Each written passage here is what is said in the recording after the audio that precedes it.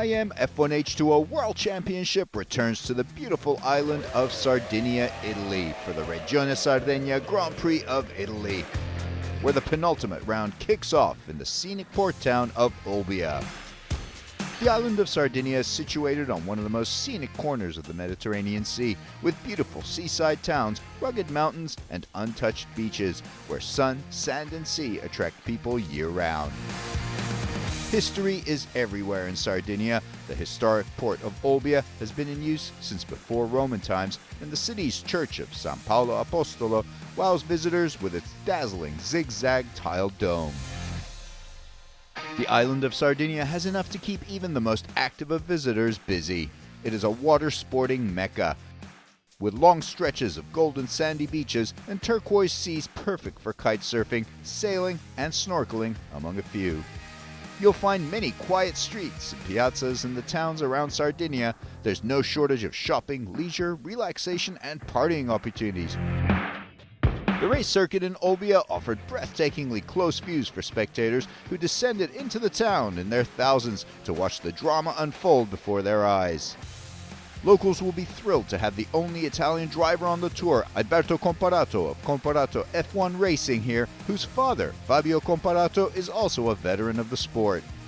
New this event would be a new qualifying format on this tight, highly technical circuit comprised of 2 qualifying sessions, 2 sprint races, and a repechage to determine the starting grid for the race.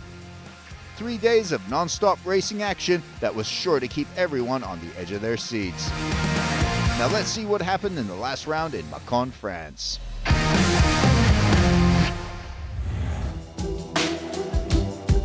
The third round of the F1H20 World Championship returned to Macon, France for a dramatic race on the River Saône. Defending champion Jean Torrente of Team Abu Dhabi had pole position with Jonas Andersson starting in P2 for the rolling start. Torrente was off to a solid start in the lead, but he hooks the boat on lap 4, missing a buoy, after which he cut back into the course, barely missing Ferdinand Zandbergen, who was running in third. Jean Torrente was disqualified for the lane infringement and received a yellow card, which meant he'd miss the next race in Sardinia. Jonas Andersson swept to a victory, grabbing 20 valuable points, with Ferdinand Zandbergen in second and Torrente's teammate Thani Alkamzi finishing third. Andersson shot to the top of the Drivers' Championship standings, 15 points clear of Eric Stark in second and Zandbergen in third. Torrente's bid for a 4th title now in tatters, back in 7th. Andersson was now closer than ever to his dream of a 2nd title.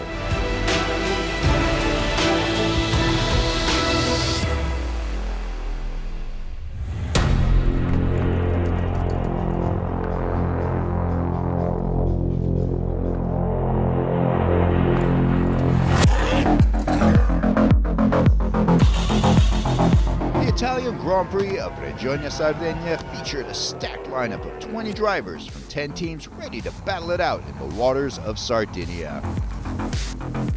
The championship points leader heading into the weekend was Team Sweden's Jonas Andersson.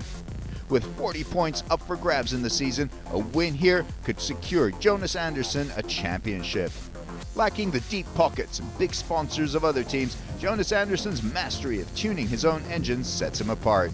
No, I mean, I have been spending a lot of time to learning this engine. We have been using this 20 years, but I'm building my own engines and spend a lot of time with it. It's the only thing I more or less do, so I love these engines. And with a good engine, and now we have a good boat and a good setup with the props, I think. So, and I have good people around me in the race, my boys, and we especially have very fun. This engine is, for me, it's a fantastic engine. It's very old, but I really love it because you can play around so much with it and try to get more power, and you lose power, and then you find little power, and for me, it's still very nice to work with. But he's been close to the championship before, only to have it slip away in the final moments. Yeah, I mean, we have been close to win the championship 2 times before. 19 was the worst for me when Philip Schaap was broken down in the last lap or something, and then I lose to Sean. Last year I lost to Sean, but then it was on me. We broke the engine, so it was not so much to do. So, but it's a terrible feeling. But I mean, it's powerboating. So. Anderson's nearest challenger is fellow countryman Eric Stark. The Victory Team Racers' return to F1H20 began strongly, and if he can finish ahead of Anderson, it would set up the prospect of a gripping showdown in Sharjah. My season so far is a lot better than I was really expecting. You know, our goal was, of course, to be in the top, but you know, being away, both me and the team for 2 years, you know, you don't know how much you lose and how much the other people have gained. But you know, now we're right there. You know, 15 points behind Jonas, so he cannot win this race. I'm planning to do it, and then we'll finish it in Sharjah. Eric Stark races alongside Ahmed Al Fahim from the United Arab Emirates. Dutchman Ferdinand Zandbergen has been the Sharjah team's most consistent performer in 2023 and is the current leader of the F1H20 Fast Lap Trophy. He trails Eric Stark by a single point in the Drivers' Championship standings. We had some challenges, some accidents, and now I feel more confident. I know more where the limit is, and I start to feel better about how to drive this kind of boat, because it's different with Formula 2. And I get more used to it, and I hope we can keep it like that. Team Abu Dhabi's defending champion Sean Torrente would miss this race due to his yellow card penalty from Macon. Rashid Al Khamzi returns to take his place after his solid 5th place finish on Lake Toba. He joins his cousin, veteran Thani Al Khamzi, who sits in 5th place. Stromoy Racing F1H20 team's Marit Stromoy has recently been testing her new DAC boat, which is fitted with a Mercury Racing 4-stroke 360 Apex engine, which will be making its debut here in Olbia. So this weekend we have a new boat, a brand new engine. We have the 4-stroke from Mercury, which is a completely new setup. It's a heavier engine, a newer engine with new technology, and we're testing it. And little by little, we hope to be in the top with it. I mean, the biggest advantage with the new engine is that it lasts longer. Theoretically, we can race a whole season with the same internals, and hopefully we can spare some headache and some money. The circuit in Olbia is a super tight track surrounded by a harbor, bridges, breakwaters, and rocks.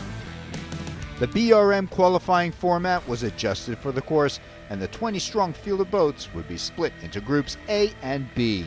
On Saturday, each group would have a qualifying session to establish the starting grid for each group's sprint race. The top 7 boats per group from the sprint races would automatically qualify for the final race. 2 of the remaining 6 boats would get a shot at entering the 16-boat Grand Prix's final 2 positions in a repechage session.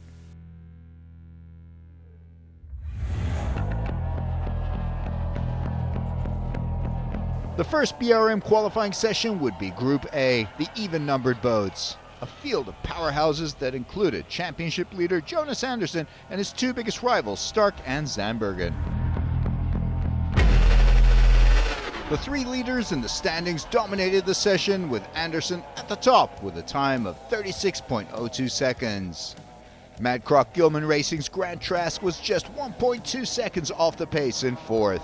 Marit Stromoy put her 4-stroke through its paces for the first time and managed to nab the 7th spot on the starting grid. And so Jonas Anderson gets pole position in the sprint race with Eric Stark in P2 and Zandbergen in P3. Grant Trask will start in lane 4, Thani Al Khamzi in 5, and Brent Dillard in 6th. The Group B BRM qualifying battle kicked off with Team Abu Dhabi's young talent Rashid Al Khamzi setting a fastest time of 36.60 seconds. Sharjah team Sami Celio was uncharacteristically off the pace, back in 7th. Philip Roms of Mad Croc Gilman Racing was having an impressive session, running in 3rd. With just under 30 seconds left in the session, Italian Alberto Comparato laid down a blazing lap of 36.42 to take the lead and the pole position in the sprint race. Rashid Al Khamzi was P2 with Peter Marin in 3rd place on the sprint race starting grid. Philip Roms of Mad Croc Gilman was 4th, Marsalek 5th, and Ahmed Al Fahim in 6th.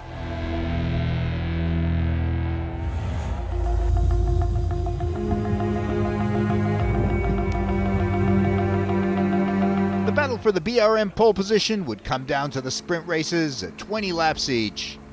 Group A would race first with Anderson on pole, Stark in P2, Sandberg in P3, with the top 7 automatically qualifying for the final race. The lights go out and the race is on. Anderson and Stark are neck and neck down the start chute in a drag race to the commitment buoy. They're deck to deck coming around the buoy, but Anderson has the inside line advantage. Sandbergen maintains third, Trask in fourth, but Thani Alkamzi has fallen way back after a poor start off the pontoon. The veteran Emirati keeps tight to the next few buoys and recovers his fifth start position. Anderson leads now with a 2-second gap over the hard-charging Eric Stark, Sandbergen in third. The rest of the positions are unchanged from the start grid lineup. In the fight for sixth, Murat Stromoy is pushing up on Brett Dillard's number 8 China CTIC boat. Stromoy is not holding back in her new 4-stroke engine's inaugural race. The positions remain the same until a couple laps to go when Brent Dillard catches an edge and spins out, coming around the yellow right-hander. He manages to stay upright, but the race is yellow flagged on lap 19, and with just one lap, the race ends under the yellow. Anderson is the pole winner as he has the fastest lap time from the morning qualifier. Brock Cohen, Alexander Bourgeot, and Duarte Benavente will have another chance at a race spot in the repechage. Sure, the race was good. I had a good start, but Eric was very, very fast in the start. But I was leading out in the first lap, and then it's quite easy. This course is very, very tricky to overtake. So, I was really happy to be second. To don't push too much and risk too much. Next up, it's a sprint race for Group B, led by Comparato on pole to the delight of locals. Next to him is the indomitable Peter Marin and Rashid Al-Kamzi in third. There it is, the boats roar off the pontoon. Alberto rockets off the pontoon, quickly pulling ahead of Marin. Great start for the young gun. Meanwhile, Rashid Al-Kamzi is slow off the pontoon as Philip Roms to his starboard pulls ahead. Alberto is a few boat lengths ahead of Marin before coming around the commitment buoy. Celio is on the very outside after an engine change. He runs out of room, almost crashes with Calevipo. Celio misses the course marker and pulls out of the race. Up ahead, Comparato leads, Marin P2, Roms now in third with an aggressive Al-Kamzi trying to get third back. Bartek Marszalek is in fifth. Calevipo is up in sixth after passing Ahmed Al-Fahim on the start. Marin has maintained his start position of second, but isn't pushing hard. All boats mindful to preserve their engines. Positions remain the same and Comparato brings home a win to the thrill of his fellow compatriots. Ahmed Al-Fahim qualifies for the race in seventh. Ben Jolf, De Guin and Celio will have to try their luck in the repechage. I pushed the first few laps, then my radio man told me, you have 5 seconds, so we can slow down a bit. And I back off a bit also because tomorrow we have the long race. For myself, I got a really good start. The guy on my left side, I think he a little bit slept, so in the first turn I was able to overtake him, and then it was pretty much chasing Peter Moran in the whole race. Yes, I make a very good race, good start. And after it was just following Alberto, not take risk to overtake him because we know from where we are coming. So now it's a very good result for all the team who works very hard. So Anderson wins the coveted BRM pole position with Comparato in second and Stark in third.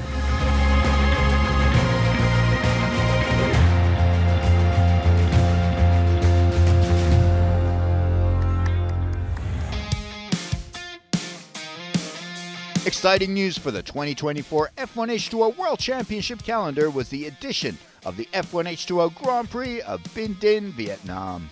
Dignitaries from Vietnam had a chance to meet the drivers and teams in Olbia. They also had a chance to taste the adrenaline-pumping thrill of these boats in the F1H20 two-seater. Local fans and dignitaries alike, people can get a taste of the extreme G-forces that these F1H20 catamaran boats are capable of.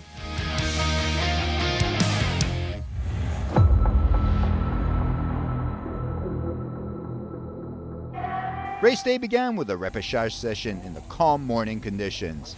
The remaining 6 boats have 20 minutes to set their fastest lap times for the final 2 spots on the Grand Prix starting grid.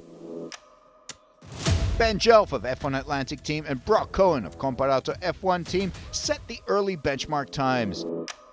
Sami Celio was languishing in 4th place before and later bowed out with technical problems. So Ben Jelf gets the top spot in the repechage and nabs the 15th spot on the starting grid, while Brock Cohen rounds out the field in 16th.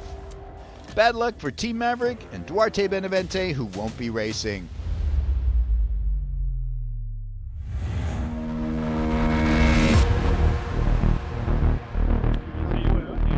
After a gauntlet of qualifiers and sprint races, the Grand Prix was moments away. Excitement was in the air as crowds gathered and packed the VIP areas to watch the drivers battle it out on the tricky Sardegna circuit. Could Jonas Andersson stay ahead of his rivals to take the championship here and keep the ghosts of his past at bay, or would he buckle under the pressure, haunted by his tragic losses? Behind him was a fleet of highly motivated drivers, all looking for a piece of the action here. If Victory Team's Eric Stark was able to get around Andersson, he'd have a real shot at the championship crown in Sharjah. Zandbergen was on a roll of podium finishes and a real threat behind the 2 leaders. The final starting grid, after 5 arduous contests, Andersson on pole, Comparato P2, then Stark, the hard-charging Marin in 4th, Zandbergen in 5th. The top 8 boats will start with 4 seconds ahead of the bottom 8 to reduce traffic around the commitment buoy. Daniel Kamzi will lead the second start in 9th. Drivers made their final adjustments and strapped in for the race ahead. Just seconds to go now as the crowds hold their breath in anticipation. Crews steady the boats before the lights go off.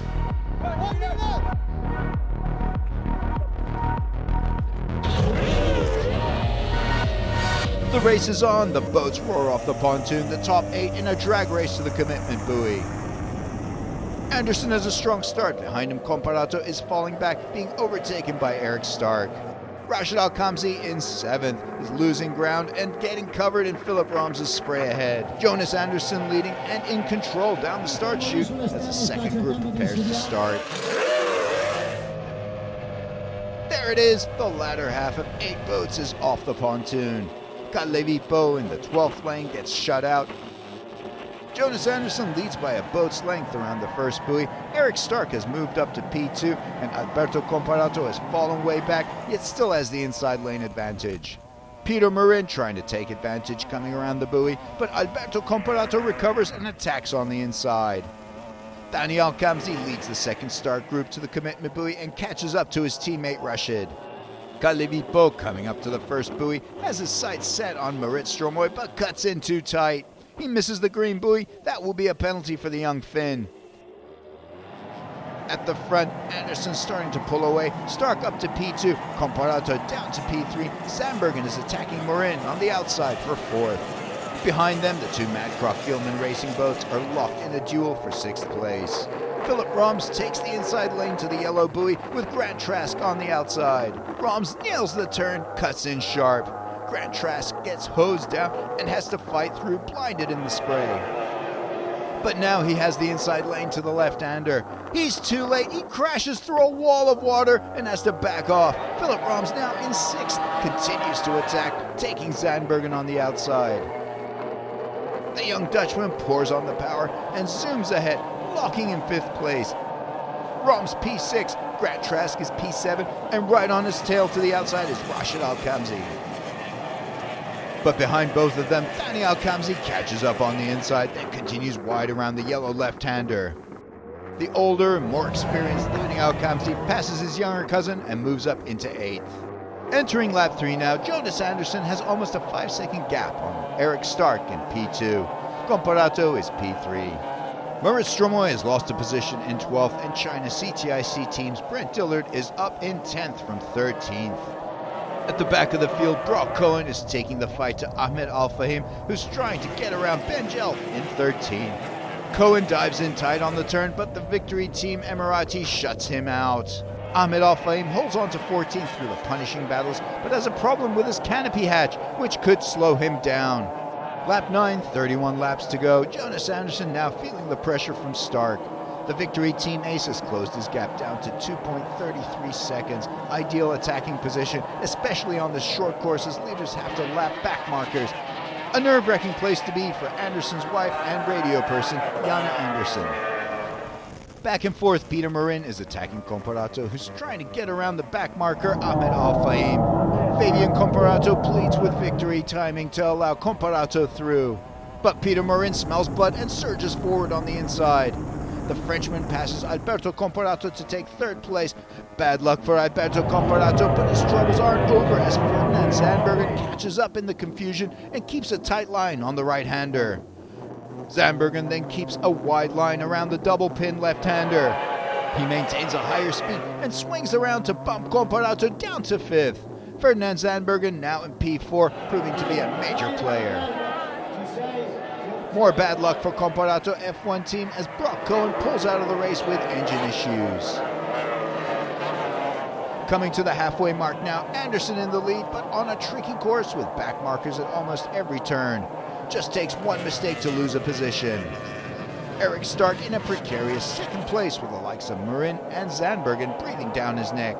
Marin pushing hard and loses control. He fishtails around that turn but recovers. Zandbergen is right there to take advantage. The young gun from Sharjah team doesn't miss a beat. Takes third place from Marin. Up ahead, Jonas Andersson trying to find ways around back markers. He moves to an outside, more risky lane to get around lap boats. Dangerous moves. Team Abu Dhabi's best hope now, Dani Al-Kamzi, is back in 8th. Round 1's winner, Bartek Marszalek, has gained one position from the start in 11th. Just 6 laps to go and Marin is on the warpath, desperate to get his podium spot back. He's just over a second behind Zandbergen, just a rooster tail's distance in the battle for third. The two boats catch up to Eric Stark in P2. Peter Marin cuts the corner tight and has the inside line. He gives it all, pushes to the max and slowly moves past Stark into second place. Zandbergen is on the outside, also passes Stark, the blue getting swamped in the spray. Eric Stark drops to 4th place with just 2 laps to go. And his woes are not over, he continues to fall back, getting passed by Comparato.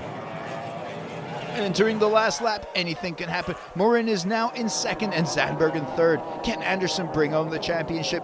His team watches in a cold sweat as the lap winds down. Jonas Andersson enters the final turns and he's done it! This one-man show has had the perfect weekend and he wins his 2nd championship.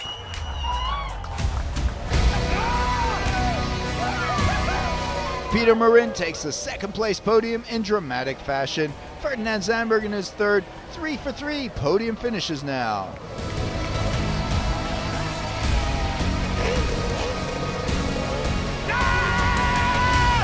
Andersson gets 20 points and locks in his 2nd title.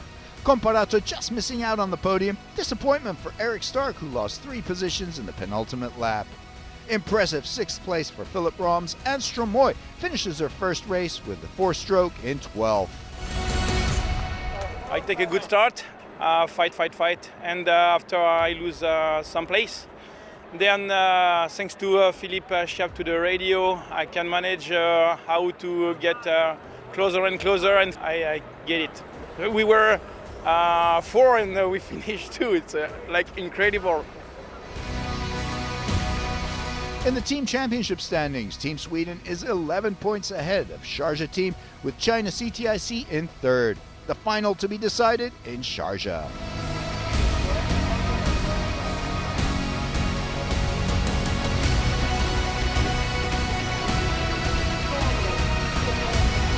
So 3 podiums in a row, so I'm very happy.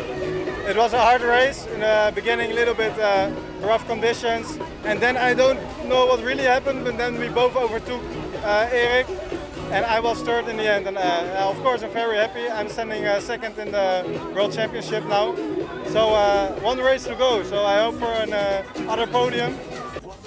Jonas Andersson is now the 2-time champion, but the fight for 2nd and 3rd place goes down to the last race in Sharjah, with Zandbergen 4 points ahead of Stark in 3rd. I had an incredible start, and after that it was just a push.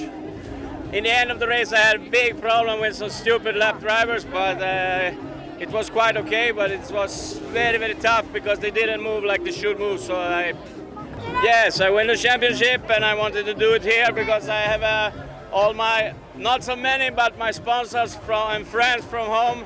I mean, it's fantastic to seal the championship here in Olbia and just go to Sharjah and give maximum to try to win that race, and sure we're gonna try. See you for the final round of the 2023 F1H20 World Championship in Sharjah in the United Arab Emirates.